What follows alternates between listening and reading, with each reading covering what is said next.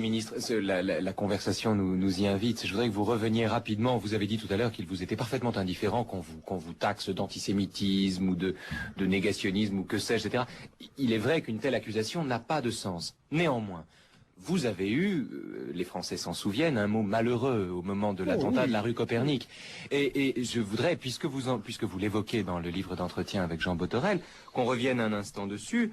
Vous aviez dit, au moment de l'attentat de la rue Copernic, il y avait 3 morts. Vous avez dit votre indignation devant cet attentat odieux qui voulait frapper les Juifs se trouvant dans cette synagogue et qui a frappé des Français innocents qui traversaient la rue Copernic. Oui. À quelle occasion vous regrettez ce mot-là? Non, parce que je me souviens très bien... C'est un lapsus, enfin... Non, je me souviens très bien du climat dans lequel j'ai dit cela. Et n'oubliez pas que dans la même déclaration, je dis que la communauté juive ne peut pas être séparée, à mes yeux, de la communauté française. Je dis que la communauté juive ne peut pas être séparée, à mes yeux, de la communauté française. Personne ne doute que vous le pensiez, mais c'est le mot de Français innocents qui... Peut-être, mais ils n'ont pas continué. Quand on cite en entier. Tout à fait. Et la campagne qui a été faite par je dirais, le lobby juif, le plus lié à la gauche, venait du fait que nous étions dans un climat déjà électoral. Et moi, ça ne m'a pas impressionné. Et ils peuvent continuer à le répéter. Bien sûr, mais c'est l'expression de Français innocents sur laquelle je voudrais revenir. Parce que c'était des Français qui circulaient dans la rue et qui se trouvent fauchés parce que on veut faire sauter une synagogue. Alors, ceux qui voulaient s'en prendre aux Juifs, ils auraient pu faire sauter la synagogue et les Juifs. Mais pas du tout. Ils font un attentat aveugle et il y a 3 Français non-juifs. C'est une réalité. Non-juifs. Mais ça ne veut pas dire que les Juifs, eux, ne sont pas français. Monsieur, c'est le mot d'innocent, en l'occurrence, sur lequel je revenais. Oui. Vous dites non-juif, c'est incontestable. Pourquoi aviez-vous parlé de innocent à ce moment-là? Parce que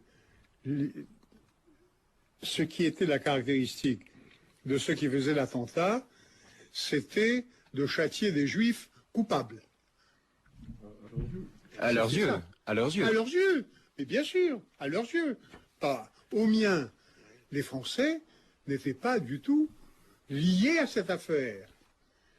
Non, je suis très clair sur ce point.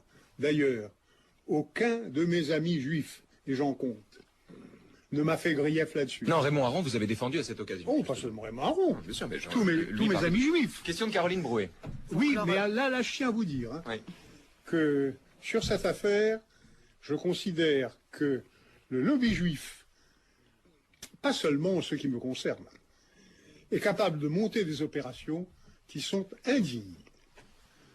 Et je tiens à le dire publiquement. Près de 43 ans tout d'abord après l'attentat de la rue Copernic à Paris, le procès du seul suspect s'ouvre aujourd'hui dans la capitale.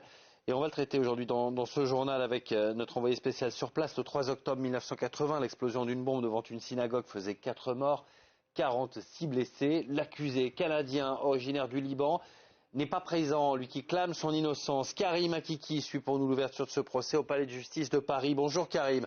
Pourquoi a-t-il fallu attendre 43 ans avant l'ouverture de ce procès ? Eh bien, une procédure longue, 43 ans avant l'ouverture d'un procès, et puis un box désespérément vide, vous le disiez Damien. Eh bien, Hassan Diab, cet universitaire libano-canadien de 70 ans aujourd'hui, renvoyé devant la cour d'assises spécialement composée pour assassinat et tentative d'assassinat. Il est en clair soupçonné d'avoir confectionné la bombe en pentrite, cet explosif militaire, et de l'avoir déposé devant le bâtiment rue Copernic. Mais 3 ans après les faits et après 3 ans de détention en France, l'homme qui a toujours clamé son innocence, eh bien repart revivre au Canada en janvier 2018.